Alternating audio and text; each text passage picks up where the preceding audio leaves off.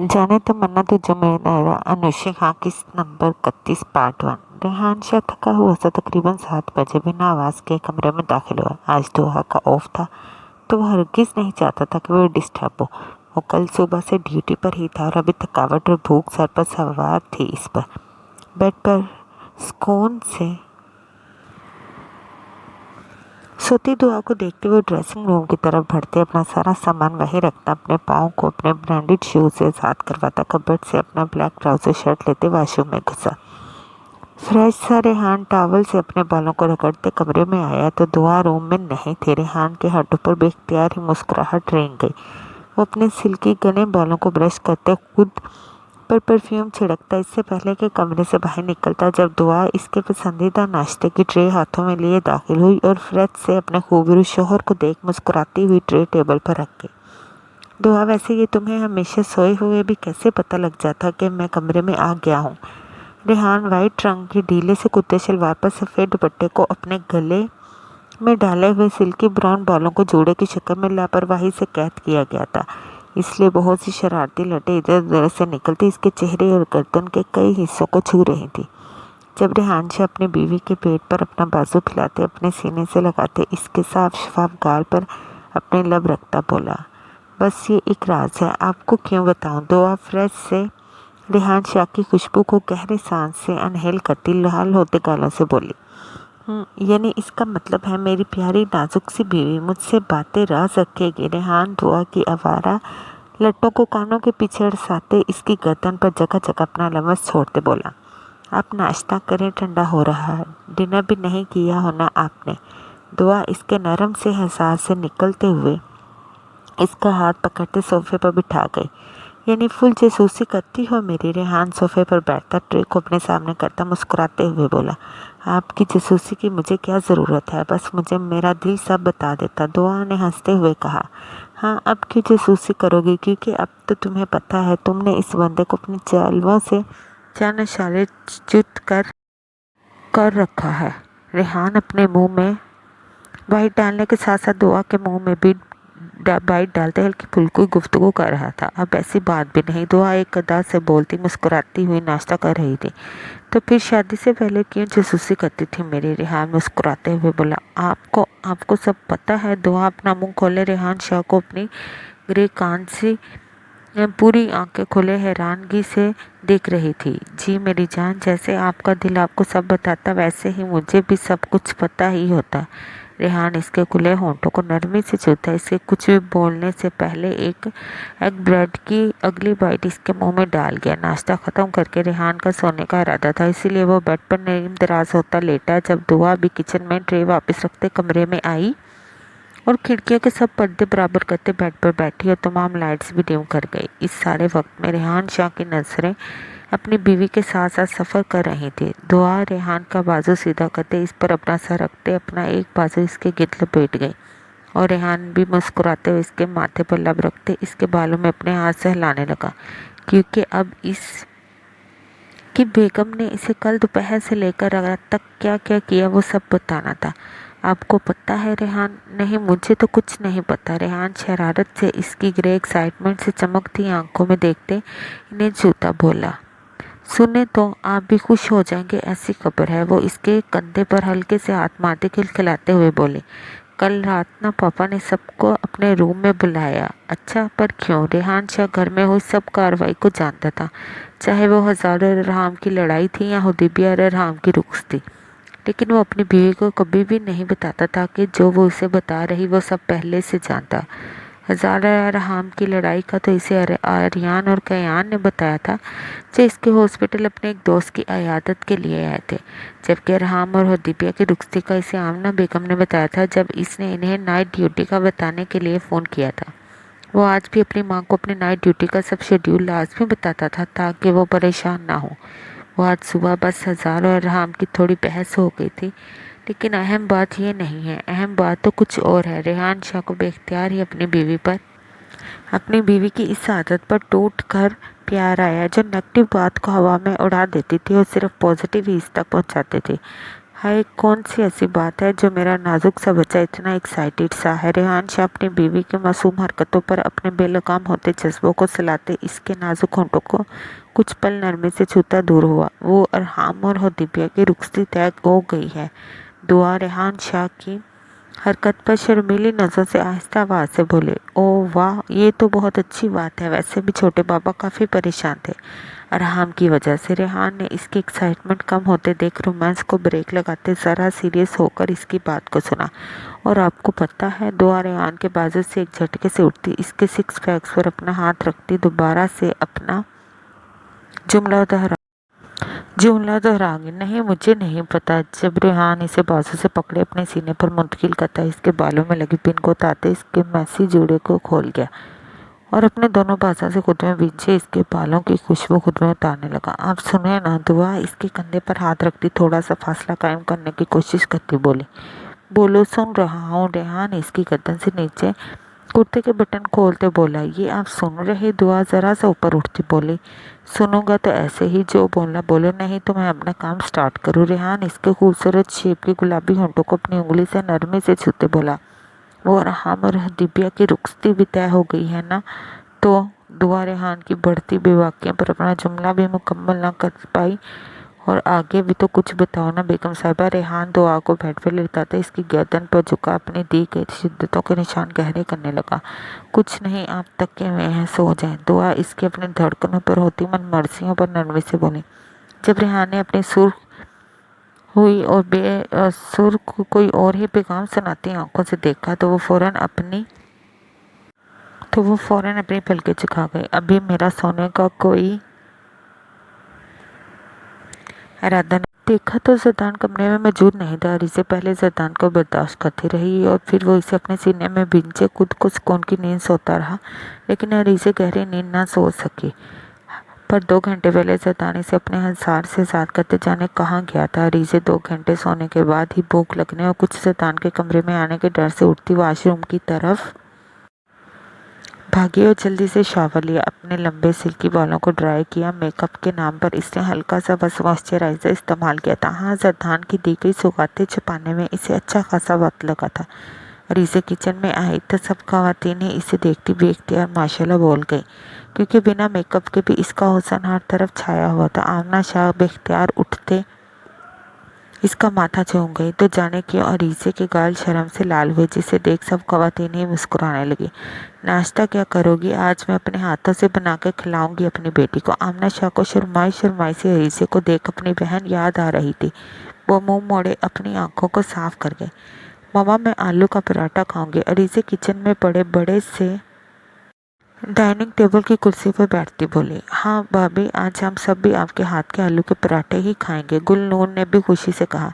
फिरोज़ा, तुम भी खाओगी? आमना ने फिरोज़ा से पूछा, जो कम ही हैवी नाश्ता करती थी। जी भाभी, मैं भी खाऊंगी आज तो, वो मुस्कुराते हुए बोली। वो सब पराठों का इंतज़ार कर रही थी जब हुदैबिया और दुआ भी चली आई। अलबत्ता ब्रिशा अभी तक सोई हुई थी। शादी की वजह से यूनिवर्सिटी से इसकी छुट्टियां थी, जो वो लेट तक सोकर एंजॉय कर रही थी। सब नाश्ते में मसरूफ़ थे। जब किचन में राम और जरदान दाखिल हुए, वो दोनों 2 घंटे से जिम में वर्कआउट में मसरूफ़ थे, जो कि हवेली के एक साइड पर ख़ास तौर पर लड़कों ने बनवा रखा था और तकरीबन घर का हर मर्द अपने रूटीन के मुताबिक वहाँ अपना अच्छा खासा वक्त गुजारता था। इसीलिए ना सिर्फ इनके घर के लड़के चाहत के साथ फिटनेस की वजह से खूबरू लगते थे, बल्कि इनके वालिद मोहतरम भी अपनी उम्रों से अच्छे खासे छोटे लगते थे। दूसरी तरफ इनकी बेगमात जिम वगैरह तो ना करती थी, हाँ फिर भी वो खुद भी लगता ही नहीं था कि जवान बच्चों की माँ हैं। अरे वाह जी, आज तो गर्ल्स पार्टी चल रही। सिद्धांत खुशगवार मूड से अपनी माँ को पीछे से हक करता इसका गाल चूमते हुए बोला, जिस पर अक्सर इसका बाप इसे घूर कर देखता था। जबकि अरहाम गुलनूर को प्रोटीन शेक का बोलते खामोशी से किचन से निकल गया और दिव्या का अरहाम के गुस्से को देखती का नवाला गले में ही अटक गया था, जो इसने फौरन पानी पीते नीचे किया। मामा मैं फ्रेश होकर आता हूँ, तब तक मेरे लिए भी ऐसा ही मज़ेदार सा नाश्ता रेडी रखिएगा। अरीज़े क्या मेरा कोई ड्रेस निकाल कर आई हो? ज़ैदान ने सर झुकाए पराठा खाते अरीज़े से पूछा, जिसने एक बार भी इसे नज़र उठाकर नहीं देखा था। कौन सा ड्रेस? अरीज़े सबकी मौजूदगी में ज़ैदान की बात का सही से जवाब भी ना दे पा रही थी। अरीज़े के अटकने पर वहाँ बैठी सब ख़वातीन के चेहरे पर मुस्कुराहट रेंग गई। नाश्ता कर लो, फिर कोई भी निकाल दो आकर, मुझे आज ऑफिस जाना है। ज़ैदान अरीज़े को कहते किसी की तरफ भी देखे बिना किचन से निकल गया। जब अरीज़े ने पराठे के आखिरी 2 निवाले आहिस्ता आहिस्ता खाते आमना शाह की तरफ रोहानसी होते देखा। क्या हुआ है अब? मामा मुझे क्या पता इन्हें कैसा ड्रेस पहनना है, अरीज़े परेशान होती आमना शाह से बोली, जिस पर हुदैबिया के अलावा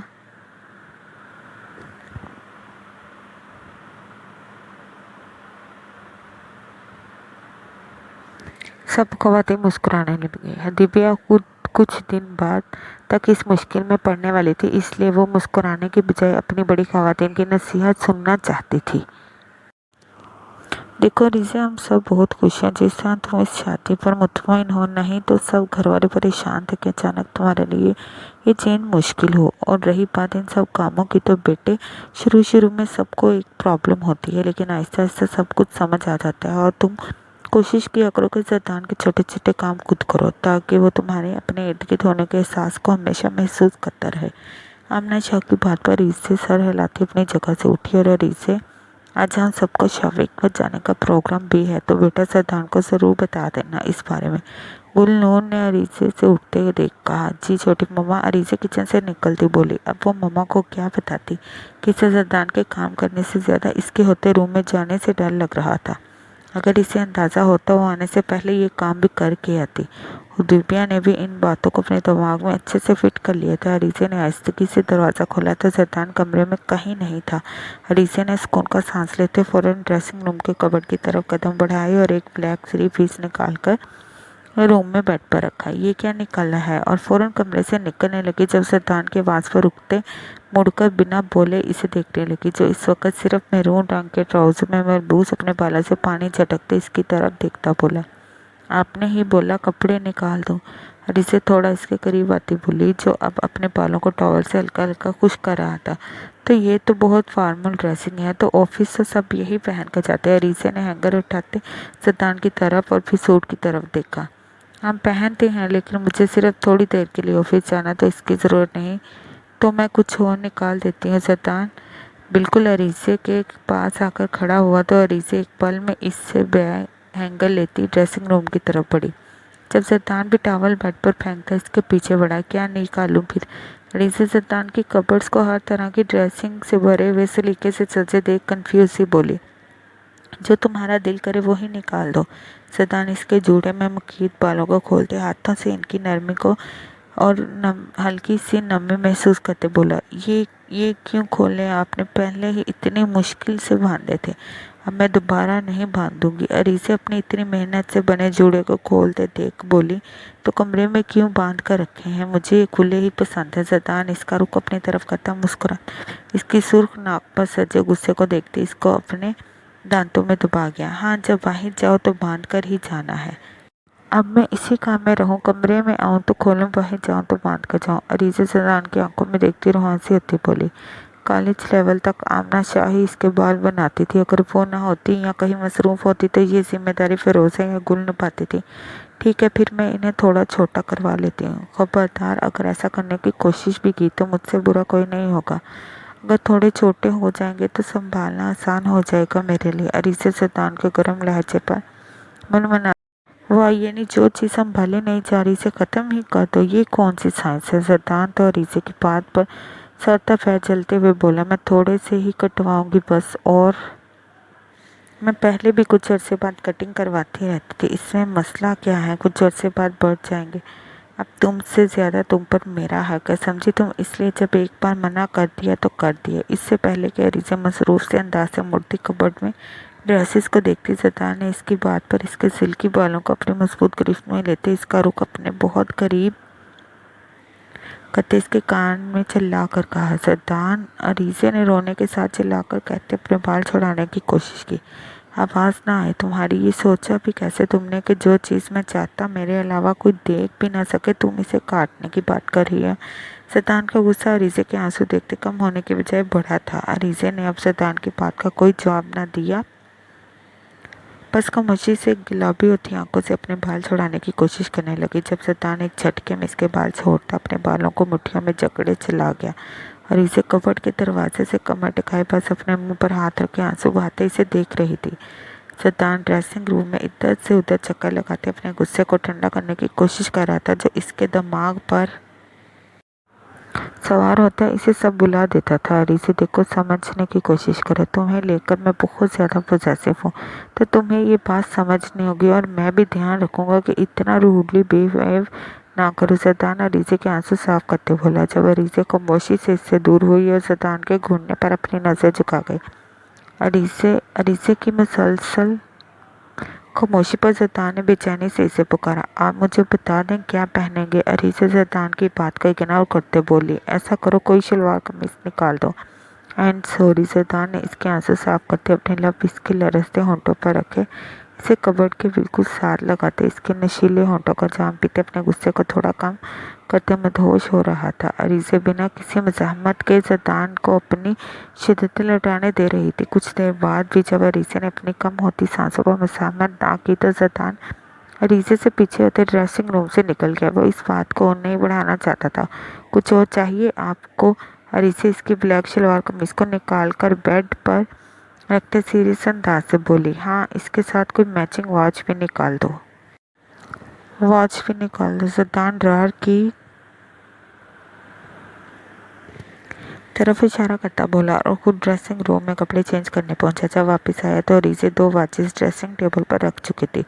खुद वो कमरे में बिखरी इसकी चीज़ें उठा रही थी। सदान ने वॉच पहनते स्किन पर हल्का सा मॉइस्चराइजर लगाते बॉडी स्प्रे लगा बटन बंद किए। स्टड्स भी निकाल दो कोई। सदान ने दोबारा से अरीज़े को ड्रेसिंग मिरर से देखते पुकारा। जब वो वापस ड्रेसिंग रूम की तरफ बढ़ी 2 जोड़ी लाकर ड्रेसिंग टेबल पर रखने लगी। जब सदान ने अपना बाजू इसके आगे किया।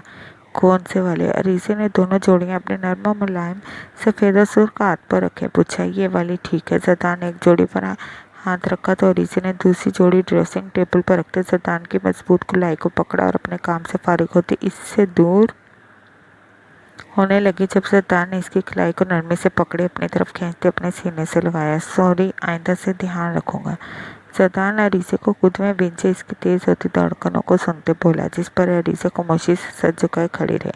अरीज़े अब बस, मुझे देर हो रही। उम्मीद है मेरे वापस आने तक तुम्हारा मुँह ठीक होगा, नहीं तो मैं अपने अंदाज से करवा लूँगा।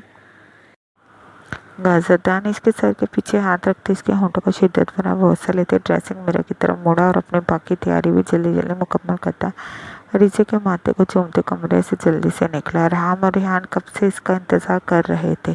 सदान नाश्ता। आमना शाह ने बेटे को जल्दी जल्दी लाउंज से गुजरते देख आवाज़ दी।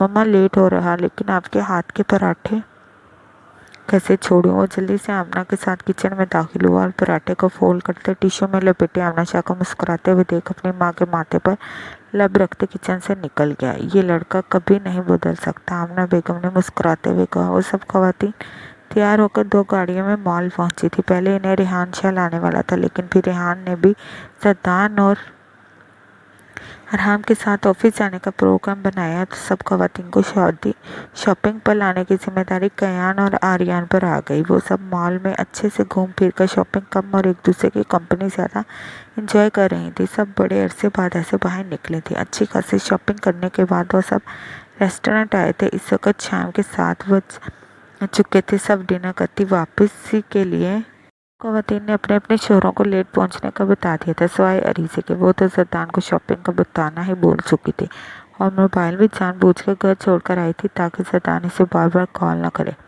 अब सबसे शॉपिंग करने के बाद इसका मूड बहुत अच्छा हो चुका था। इसके दिमाग में भी बिल्कुल नहीं था कि सदान शाह इसे कॉल कर रहा होगा। जब वो लोग बहुत सारे शॉपिंग बैग के साथ बाहर निकली तो आगे रेहान, फाज, अरहाम और सदान इन सबको लेने खड़े थे। अरे भाई, तुम लोग क्यों लेने आ गई? कयान और रेहान हमारे साथ ही थे, गुलनूर ने अपने शॉपिंग बैग अरहाम के हवाले करते कहा। जबकि सदान अभी पहले फिरोज़ा और आमना की तरफ बढ़ा, फिर अपनी सुर्ख निगाहें अरीज़े पर रखते इसके हाथों से बैग्स लिए। अरीज़े फ़ौरन सदान की गाड़ी में दिव्या के साथ पीछे बैठी। जब आमना शाह जो पीछे की तरफ बढ़ने लगे थे, रिजे को पीछे बैठते देख अगली सीट की तरफ बढ़ गए। जरदान ने भी अपने गुस्से को कंट्रोल करते गाड़ी स्टार्ट की। सब लोग घर पहुंचे तो काफ़ी थके हुए थे। सब मर्दों ने भी आज बाहर ही डिनर किया था। अब सब लाउंज में चाय कॉफ़ी एंजॉय करते अपनी अपनी शॉपिंग दिखा रहे थे। मम्मा कल डिज़ाइनर आएंगे जो 2-3 आप सबको शादी के लिए जो भी बनवाना हो इन्हें बता दीजिएगा। जरदान ने आमना शाह को मुखातिब करते बोला, लेकिन बेटा हम कुछ ड्रेसेस तो बनने दे आए हैं। आमना जो बनने दे आए हो वो तो मंगवा लेना, लेकिन बाकी जो रहते तुम लोग इन डिज़ाइनर से ही बनवा लेना। सलमान शाह के बोलने पर सबने हैरान होकर एक दूसरे को देखा कि ये कब हुआ कि सलमान शाह जरदान शाह की बात की हामी भर रहे थे। आखिरकार सब लोग 11 बजे थके हुए अपने अपने कमरों की तरफ बढ़े। इससे पहले कि रीज़े मौका देखती हो दिव्या या ब्रिशा के कमरे की तरफ बढ़ती ताकि थोड़ा वक्त वो कमरे में ना जाए, क्योंकि इसे जरदान शाह की नज़र से ही अंदाज़ा हो रहा था कि वो इस वक्त बहुत ज़्यादा गुस्से में था। लेकिन जरदान किसी जिन की तरह नमूदार होते इसकी खिलाई थामे कमरे में की तरफ बढ़ा। शुक्र था कि वे लोग इस वक्त ऊपर वाले पोर्शन की राहदारी में थे, इसलिए वहाँ इस वक्त कोई नहीं था। जरदान ने कमरे में आते ही दरवाजे को लॉक लगाते और रीजे को कंधे से थामे अपनी तरफ करते इसके हाथ में मौजूद कुछ शॉपिंग बैग्स को पकड़ते सोफे पर झूला। बाकी शॉपिंग बैग पहले ही मुलाजमा इसके कमरे में रख गई। जरदान शाह, तुम आज किसकी इजाज़त से घर से बाहर निकली थे? जरदान इस वक्त से पागल हो रहा था जब से इसे अरीजे की तस्वीर जिसमें कोई गन था मैं अरीजे से काफ़ी फासले पर था। अरीजे इस वक्त ब्लू रंग की चादर अच्छे से लपेटे अपने मुंह को ढके हुए थी। इसके बिल्कुल साथ वो दिव्या और अब्रिशा भी खड़ी नजर आ रही थी, जहाँ दिव्या का मुँह भी ढका हुआ था, लेकिन अब्रिशा ने बड़ी चादर के साथ मुंह ढकने की जरूरत महसूस नहीं की थी। जरदान ने वो तस्वीर फौरन ही सबको दिखाई, जिसे देखते ही सब लोग ज़्यादा परेशान हो गए थे। इसी तस्वीर से इसे पता चला था कि इसकी बेगम साहिबा शॉपिंग करने निकली हुई, वरना इसे इस बारे में बिल्कुल भी पता नहीं था। इसने 1-2 बार कॉल भी की थी, लेकिन रिसीव न होने की वजह से वो समझा कि वो बाहर होगी। लेकिन शाम 6 बजे इसे इस तस्वीर से पता लगा कि वो तो शॉपिंग पर गई हुई है। वो ऑफिस में मीटिंग करने आए थे, लेकिन जरदान और राम को अचानक किसी ज़रूरी काम से जाना पड़ा, तो वो मीटिंग सब मर्दों ने डिनर पर की और वहीं से भी जरदान लोग इनकी हिफाजत के पेश नज़र मॉल के बाहर पहुंचे थे, क्योंकि इस सिक्योरिटी थ्रेट की वजह से खवातीन को कम से कम घर से बाहर भेजने का तय हुआ था। मैं मामा लोगों के साथ थी, तुमने मुझसे इजाज़त ली थी? जरदान शाह ने अपने गुस्से से सुर्खैल बरसाती आंखों से इसके कंधों पर अपना पूरा दबाव डाला। जरदान, आप चाहते क्या है? कि आप मुझे कैद करके रखना चाहते हैं जहां मैं सांस भी अपनी मर्जी से ना ले पाऊं? अरीज़ा ने जरदान के बेजा गुस्से पर खुद भी गुस्से से बोलते इसके हाथ झटकने की नाकाम कोशिश की। आवाज़ नीचे, आइंदा कभी तुम्हारी आवाज़ ज़रा सी भी ऊंची हुई तो ये गला दबाते हमेशा के लिए आवाज़ बंद कर दूंगा। जरदान अरीज़ा की मामूली सी ऊंची आवाज़ पर इसे कहा जाने वाली नज़रों से देखते चलाया। मेरा ख्याल है आपको इस गले को दबा ही देना चाहिए। अरीज़ा ने रोते हुए अपनी गुलाबी आंखों से देखा। जब जरदान ने इसे बेइख्तियार अपने गले से लगाया, वो अब इसे कैसे समझाता कि वो क्यों इतना सीरियस हो रहा था। कैसे राय ने सच कहा था, अगर वो पहले नहीं डरता था तो अब डरेगा। वो अपनी फैमिली, अपनी जान से अजीज रिश्तों को लेकर डर रहा था, और सबसे बढ़कर अरीज़े वो जानता था वो सबसे पहले इसे रोकने के लिए अरीज़े को किसी किस्म का नुकसान पहुंचा सकते थे। इसीलिए जरदान शाह का बस चलता तो वो इसे 7 पर्दों में छुपाकर इस दुनिया से दूर ले जाता। जरदान यूं ही इसे गले से लगाए महसूस कर रहा था जब अरीज़े ने खुद को छुड़ाने के लिए जोर लगाना शुरू किया। थक जाओगी जान, लेकिन मेरा आसान नहीं तोड़ पाओगी। जरदान इसकी कान की लूक को अपने दांतों में ले काटता इस पर अपनी जुबान फेरते बोला, जरदान प्लीज़, मैं बहुत थकी हुई हूँ, मुझे छोड़ें। अरीज़ा ने मिन्नत भरे लहजे से कहा। वो सच में बहुत ज़्यादा थकी हुई थी, इसीलिए वो फ्रेश होकर बस सोना चाहती थी। फ़िलहाल तो तुम्हें खुद से दूर नहीं भेज सकता। हाँ, सुबह 3 बजे मेरी फ़्लाइट है, तो इसके बाद जितना चाहे आराम कर लेना। जरदान इसकी कमर में हाथ डालते इसे अपने पाँव पर खड़ा करते इसके होंठों पर झुका, अपनी गिरफ्त मजबूत से मजबूत कर रहा था। वो इसके होंठों की सारी नमी अपने अंदर अंडेलते, कभी इसकी ज़बान को अपनी ज़बान से लपेटते सख्त करने लगता और कभी इसके होंठों पर अपने दांतों का दबाव बढ़ा देता।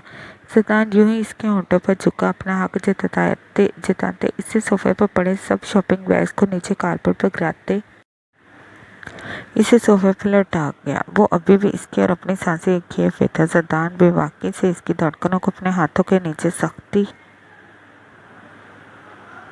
से छूता और रीसे को तड़पने पर मजबूर कर गया। जरदान बेताबी से रीसे को हर पर्दे से साथ करते जलती हुई लाइट्स में इसके चांदी से रोशन बदन के एक एक हिस्से को अपने हाथों से नापते बढ़ती बेकरारी से टेबल पर पड़े रिमोट से सब लाइट्स ऑफ करता, खुद को भी सब पर्दों से आज़ाद करता। सोफे के एक सिरे पर अपना हाथ रखे दूसरे से रीसे को अपने करीब करते इसकी रूह का हिस्सा बना, जिस पर रीसे तड़प कर आंसू बहाते जोर से चीखी जारी है। कैसी लगी आज की एपिसोड? उम्मीद है पसंद आई होगी। अगर आप पसंद आई है तो प्लीज़ वीडियो को लाइक करें, चैनल को सब्सक्राइब करें और कमेंट्स में अपना रिव्यू ज़रूर दें।